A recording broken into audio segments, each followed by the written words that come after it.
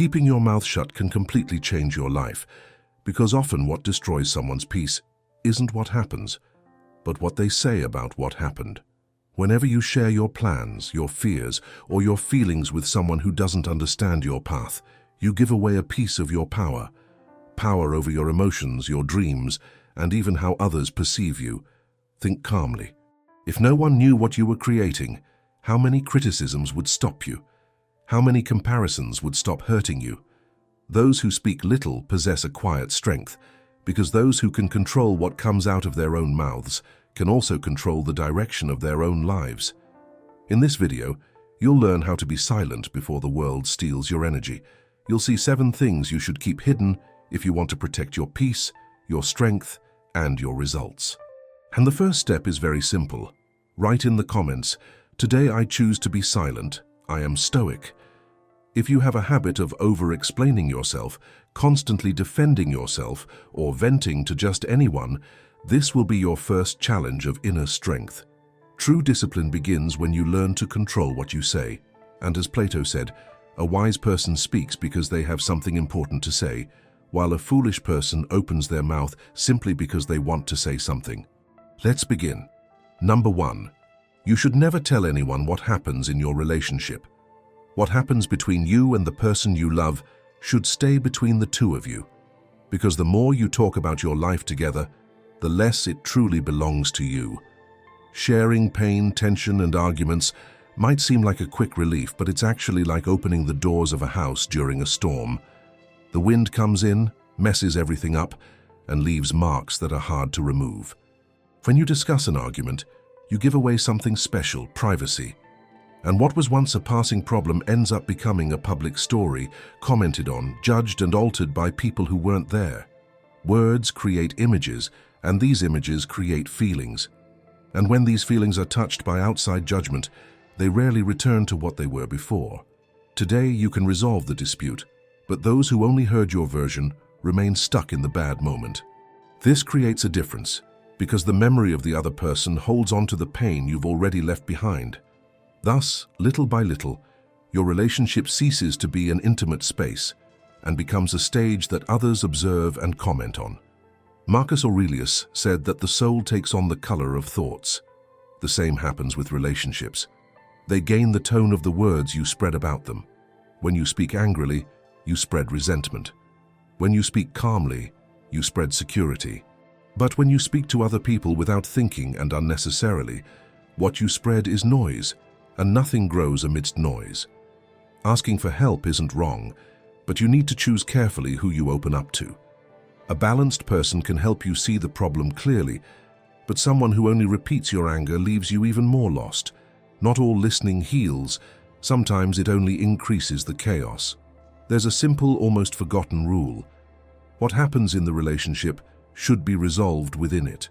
You wouldn't tell your money secrets to just anyone, right? So why would you expose the heart of your relationship to someone who doesn't know how to take care of it? Love grows through sincere dialogue, not exposure. And respect appears in silence, in the choice to protect what is valuable from eyes that don't understand. What is real doesn't need an audience. It needs affection. The strength of a couple lies not in what the world sees, but in what no one sees. It's in the conversations that stay just between the two of them, in the peace made without witnesses, in the quiet promises that only the couple knows. Taking care of what is intimate is an act of love and also of self-love, because those who value what they have don't need to prove anything to the world. When you feel the urge to vent, stop for a moment, breathe, and remember, your partner is your companion, not your adversary. Talk to him, not about him, because love grows stronger when protected and more fragile when exposed unnecessarily. Number 2, never reveal the secrets of your success. There's a quiet strength in those who know how to keep what they've achieved to themselves, because the greatest risk isn't making mistakes, but rather sharing too much when things finally start to go right. When you show what led you to success, you open paths that don't always lead to respect. Sometimes they lead to envy, comparison, and even attempts to hinder you. It's natural to feel the urge to share. When you discover a method that works, the impulse is to talk. You want to show the plan, the way, the step-by-step process. You want to say, "This is how I did it." But the truth is, when you explain too much, you give others not only the map of your growth, but also the weaknesses that can be used to stop you. Not all light should be displayed, because there are people who can't stand the brightness. Few understand that success isn't a ready-made formula, but rather a path made of effort, silence, mistakes, falls and beginnings that only you have experienced. What was born from your pain, your focus, and your persistence cannot be taught in a simple conversation, because the value lies in the journey, not in the explanation. Imagine you're in a race and you find a hidden path, a shortcut no one noticed. While running, someone asks what the trick is, and you, excited, show them the drawing. The next day, many people use the same route. Some try to overtake you, others block your way. And what was once your advantage becomes a weakness. The shortcut that helped you advance is now the same one everyone is trying to catch up with. Not everyone wants to learn from your growth. Some just want to copy you. Others want to prove they can do better than you. And many can't accept that you succeeded in a place where they gave up. That's why silence isn't pride, it's protection. The facts should speak for you, not your recipe. Share knowledge only with those who have the maturity to use it, not with those who just want to replicate your brilliance. As Schopenhauer said, wisdom makes no noise, because those who know the value of gold don't leave it lying in the street. Those who guard their own process end up multiplying the results. Success isn't about showing what worked, it's about continuing to grow without needing to explain every step, because those who feel the need to prove themselves show that they still don't fully believe in what they've built. The truth is clear and firm. Success that needs to be justified is success that is not yet firmly established. Those who truly achieve understand that what happens behind the scenes is worth much more than what the world sees. Therefore, preserve your path. Protect what is being born within you as one protects a small flame from the wind, weak to the eye, but strong in essence. Let people see only the fruits, not the roots. The secret to success lies not in what you show, but in what you keep silent. We live in a time that confuses appearances with value, telling everything with being truthful, and showing life with being real. But maturity lies in denying this need to be seen and returning to the joy of living fully, peacefully, and freely. Comment below. Today I choose silence. I follow the Stoic path. This is your first test of wisdom, controlling the impulse to show off and allowing time to calmly reveal all that you have built. Number 3. Never reveal your plans before they become reality. The first thing you should never tell anyone if you truly want to grow is your plans before they actually happen, because there are dreams that don't die for lack of talent, but because they were talked about too much. Most people only realize this when it's too late, when they notice that the energy that should have driven action was spent trying to convince others. You might think that talking about what you want to achieve motivates you, that sharing your ideas makes you more committed, that people will support you. It seems logical. But there's a hidden detail that drains your energy without you noticing. Your brain thinks you've already reached your destination when you talk too much about the journey. Think about it. A young man had an incredible idea, a clear and brilliant vision that sparked a great deal of energy within him. But because he was so excited, he told everyone. He talked to his friends, his family, posted it on social media, explained every step, and in the end, nothing came of it. Not because he lacked ability, but because he spent all his energy talking instead of moving forward. Those who talk too much about the journey end up forgetting to walk it. And there's science to it. When you share your goals, the brain releases dopamine, which is a pleasurable sensation, similar to that of having achieved something. You feel victorious prematurely, and that's how the momentum fades. That flame that should propel you forward goes out before the first step, and what was once a vibrant project becomes mere talk, like a bonfire that burned without warming anything. This isn't just mental, it's also strategic. When you reveal your plans, you show something very important, your energy. And not all the energy around you is good. When you talk too much, you attract opinions, comparisons, envy, doubts, and all of that starts to interfere with something that is still being born.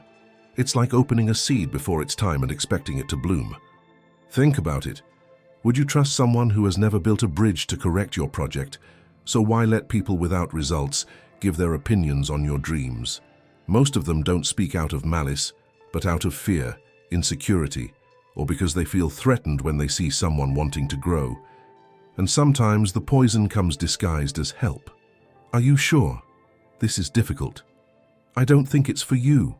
These phrases don't break you all at once. They wear you down little by little until the moment you begin to doubt yourself. As Nietzsche said, what is done with love always transcends good and evil. But what is done to please others dies before it even begins. Therefore remember, everything born in silence grows stronger. Everything shouted before its time is lost in the wind. Look around you. Truly successful people are discreet, not out of shame, but out of wisdom. They know that every word carries energy, and those who waste energy trying to be understood will lack the strength to build. And the idea that public speaking makes you more committed is just an illusion. The commitment that truly matters is the one you make to yourself when no one is watching. Real goals aren't promises made aloud. They are silent vows created in solitude. These are days filled with doubt, nights without applause, firm steps in the dark. They are lived, felt, and conquered in silence, only between you and the purpose that gives you strength. Therefore, work quietly and let your actions speak for you. Share only with those who inspire you, with those who truly root for your growth. Protect your energy. Not everything you feel needs to become words. Not everything you desire needs to be shown. Don't seek approval, seek transformation. Because those who learn to keep what is invisible conquer what the whole world can see. Your plans are like seeds.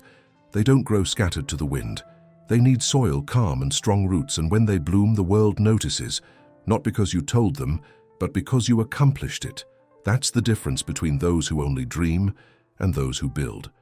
Because building isn't just about erecting something on the outside, it's about sustaining what exists within you. And if you truly want to build, the next step is learning to protect what keeps you standing, your foundation. Number 4, never reveal your next moves when you are in the rebuilding phase. There are moments in life when everything within you is being reorganized, your habits, your values, your focus, your strength. Silent, almost secret periods when you're not ready to be seen because you're rebuilding pillars that no one understands. This is one of the most sacred moments of all. And precisely for that reason, it's one of the most fragile. When you're rebuilding your life, there isn't yet enough structure to support opinions, expectations, or comparisons. Every comment becomes a burden. Every question becomes pressure. Every glance becomes a distraction, and any noise from the outside can delay or destroy something that's just beginning.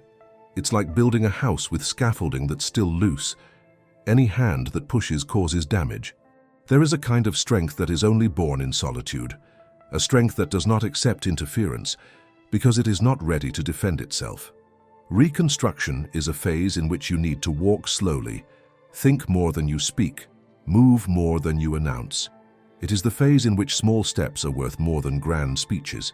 Marcus Aurelius said that everything that needs strengthening grows better away from turmoil.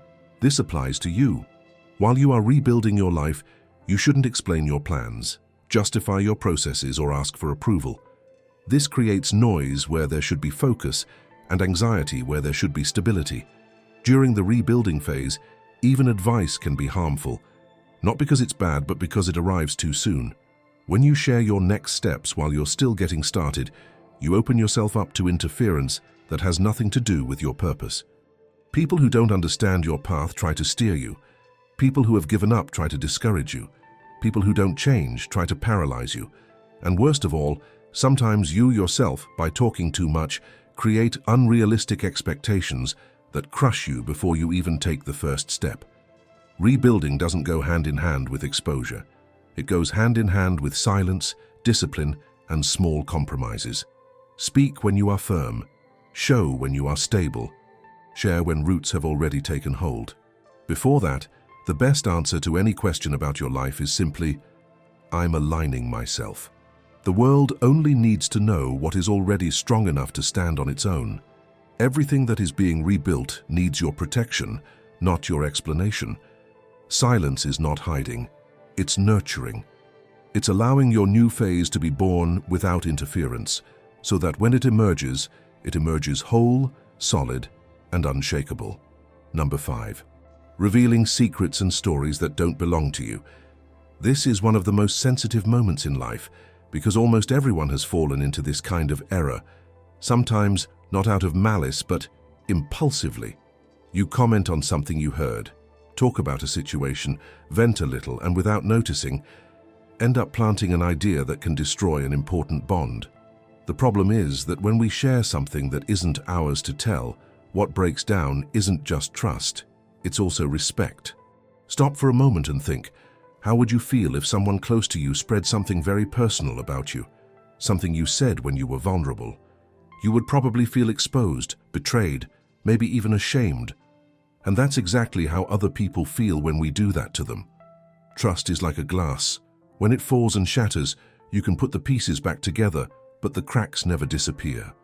Loyalty is a silent agreement, and when someone trusts you, they are giving you something precious.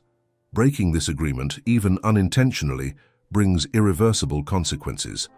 The words may seem small, but the damage they create can last for years. Many believe that by talking about other people's problems, they are simply venting or trying to help. But what really happens is that you come to be seen as someone who cannot be relied upon. And the worst part is that often you don't even need to mention names. Simply giving details or suggestions is enough to make someone feel deceived. Those who speak carelessly damage relationships that took a long time to build. When you reveal something intimate about another person, you're unconsciously saying, I don't value this relationship enough to keep what I received. And trust, once broken, almost never returns to what it was. People don't forget when they open their hearts and have their pain turned into gossip. They distance themselves, and rightfully so. Protecting secrets is more than loyalty. It's maturity. Some stories aren't yours, and digging into them can create wounds that even time can't heal. Imagine a friend shares with you a mistake, a fear, a major problem in their relationship or at work. You discuss it with someone else, thinking it's unimportant. But when this information reaches the wrong place, the effect is terrible. What was once a friendship of many years turns into distrust. Even worse, the person begins to see the world with more caution, less faith in others, and a little less hope. There are words that heal and words that hurt, and those who know how to take care of their own speech also take care of the fate of their relationships. Therefore, think before you open your mouth. Healthy relationships need space, respect, and common sense. Talking about your feelings is important, but exposing the lives of others is a lack of wisdom. There's a huge difference between sharing and betraying. If the matter isn't yours, don't tell it. If the story isn't yours, don't repeat it. And if someone placed their trust in you, protect it as if it were a treasure of immense value. What doesn't belong to you, don't touch. And what was entrusted to you, keep it with silence and dignity. Remember, the power of communication lies not only in what you say, but also in what you choose to keep to yourself. Knowing when to remain silent is one of the greatest forms of respect and also one of the clearest signs of wisdom. And there is no place where this wisdom is more necessary than within a relationship, because the way you nurture what you experience as a couple shows what kind of love you are building. Number 6. Never reveal your financial situation. The third thing you should never tell anyone is how your money is doing, especially if your financial life isn't stable. Money is one of the most delicate topics there is, and that's precisely why few people know how to handle it maturely. Those who talk too much about how much they have, how much they owe, or what they're buying are making a silent mistake. They open themselves up to others, judging their lives and manipulating their emotions. Money, or the lack thereof, changes how others perceive you. When you talk about your difficulties, you might be seeking understanding, but what usually emerges is pity, and pity is a poison hidden beneath false concern. It puts you in the position of someone who needs saving, as if you were inferior to others, and over time those looks that were once friendly begin to show a disguised superiority.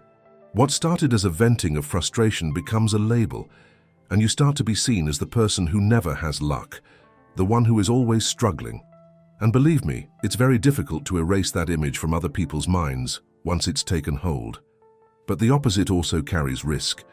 When you start to improve your life and feel like sharing your victories, The self-serving appear, those who pretend to support you, and also the secretly envious. They don't recognize your effort. They only see the result. They offer cold praise, comments full of malice. Everything is easy for you, isn't it? Everything always works out for you.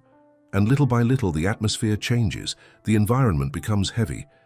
You remain the same, but your progress awakens things in others that they try to hide. Comparison, frustration, and envy. Not all applause is admiration. Sometimes it's just envy trying to appear polite. That's why silence is your best protection. Talk about money only with those who have the maturity to guide you, not with those who will judge you. What you reveal today with good intentions can be used tomorrow to diminish you, pressure you, or pit you against others. Protecting your privacy is like nurturing a seed. It needs to remain hidden in the ground until it develops roots strong enough to grow without risk of being uprooted. There's a very important truth here. Money is like a mirror of the mind. It shows not only what you possess, but also what you believe about yourself. When you say, "I'm broke," you might be saying, "I don't feel capable." When you say, "I'm earning well," you might be unconsciously seeking approval. In both cases, you're handing over control of your self-image to others, but your worth has never been in your bank account number. Having money doesn't make you better, and not having it doesn't make you worse. What truly shows who you are your attitudes, your willingness to learn, your ability to get up and keep going. True wealth is internal, born from discipline, resilience, and calmness in the face of life's changes. Remember these 3 rules. First, your finances are your own business. Only talk about them with those who can truly help. Second, don't broadcast your difficulties. Overcome them without needing to announce it. And third, don't flaunt your victories. Let them speak for themselves. Money changes hands all the time, but your reputation is what remains. If you want to build respect and trust, learn the power of silence, because often the greatest proof of intelligence is knowing the right time to say nothing. As Plato said, the wise speak because they have something real to say, while the fool speaks only because they want to let something out. The same control that prevents you from opening your mouth about what you shouldn't is what prevents you from betraying another person's trust. Controlling your speech is controlling the course of your own life. And silence, when born from awareness, is the loudest voice of wisdom. Number 7. Don't expose your emotional vulnerabilities. If you value your self-esteem, never give your emotional pain to someone who doesn't know how to care for it. We all have moments when we feel broken, confused, or almost powerless. Days when our hearts seem to scream for attention, and all we want is someone who truly understands. This is part of being human, but not every person who listens is a safe haven, and not all attention brings healing. Over time, I realized that opening your heart in the wrong place doesn't create bonds, it creates exposure. When you show your feelings to immature people, you don't receive acceptance, you receive judgment. They don't listen to understand. They listen to compare, give opinions, or hoard your words as a weapon. How many times have you spoken honestly and then, weeks later, heard, "But didn't you say you weren't coping?" As if your pain were a memory used against you. There's a truth that hurts but liberates. When you open up to the wrong person, what was merely human becomes weakness in the eyes of those who don't understand. Emotional maturity begins when you understand that sincerity isn't about dumping everything unfiltered. Acknowledging your pain is courage, but revealing everything all the time is a lack of self-care. Choose carefully who deserves to know your inner world. Not everyone has the wisdom, empathy, or balance to listen without belittling you.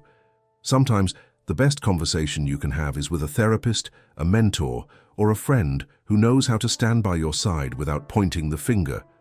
Because true acceptance isn't about quick responses, but about remaining present even in silence.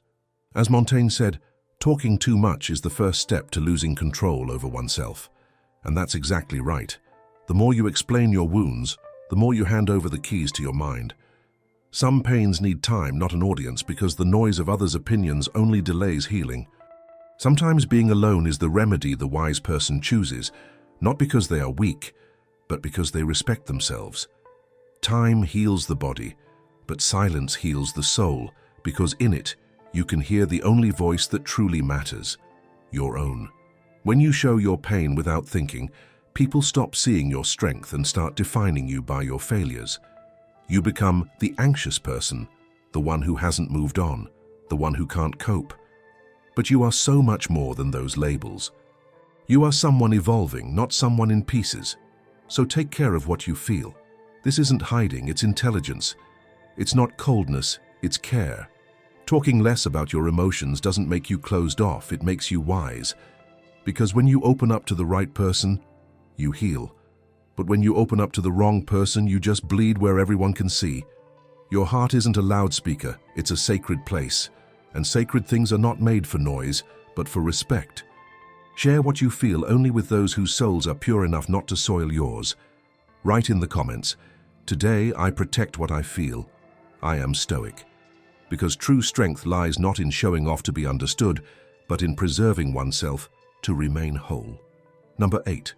Never reveal your insecurities to those who haven't won their own battles. There's a silent truth that almost no one teaches. Your insecurities don't belong on just anyone's ears. Every human being carries doubts, fears, and inner parts still under construction. That's natural. The problem begins when you entrust these parts to people who have never faced or never overcome their own shadows. Those who haven't won their own battles don't know how to respect anyone else's struggle. And when you share your insecurities with them, you don't receive clarity, you receive confusion. You don't receive support, you receive projection. They don't look at you, they show themselves through you. Many people confide in others hoping for comfort, but find only distorted reflections. The fear of others increases their own. The weakness of others fuels their self-doubt.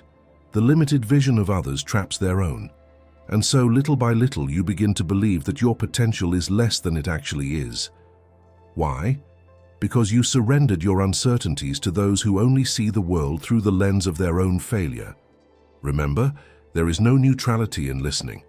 When someone listens to you, they always give something back, whether it's clarity or shadow. Insecure people give back shadow. Resentful people give back criticism. Immature people give back judgment. Empty people give back fear. And all of this enters you if you don't have emotional protection. Seneca said that part of wisdom consists in carefully selecting those whom we allow to seek our advice. He was right. Opening your inner world to those who are lost is not vulnerability. It's recklessness. It's not courage. It's self-abandonment. Your insecurities need a fertile environment to become strength, not a poisoned field that paralyzes you. Most of your doubts don't need an audience. They need silence, reflection, and practice. Insecurity isn't cured by talking about it with people who don't understand, but by strengthening the inner muscle that knows how to act despite it. The world is full of fragile opinions trying to mold strong minds. Don't allow that. Talk about your insecurities only with those who have already overcome their own, people who will uplift you, not confuse you. The rest is silence. Because when you keep your internal battles to yourself, you win them in the most powerful place that exists, yourself. Number 9. You should never tell anyone about exposing too much of your life on social media. There's a very fine line between sharing something and losing yourself along the way, between truly living and living only to be seen.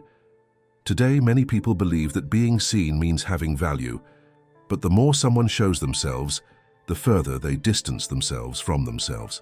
The truth is, when you expose every detail of your life, a little of your strength is scattered and a piece of your essence goes away to the gaze of others. Imagine your life is like a house. Each photo, each post is like an open window, and not everyone who looks inside enters with good intentions. Some observe only to criticize, others to feel envy. Few truly look to learn and grow. Social media, which was created to unite people, has ended up becoming a showcase where many tire themselves trying to prove they are happy. It's difficult to pinpoint the exact moment when sharing becomes showing off.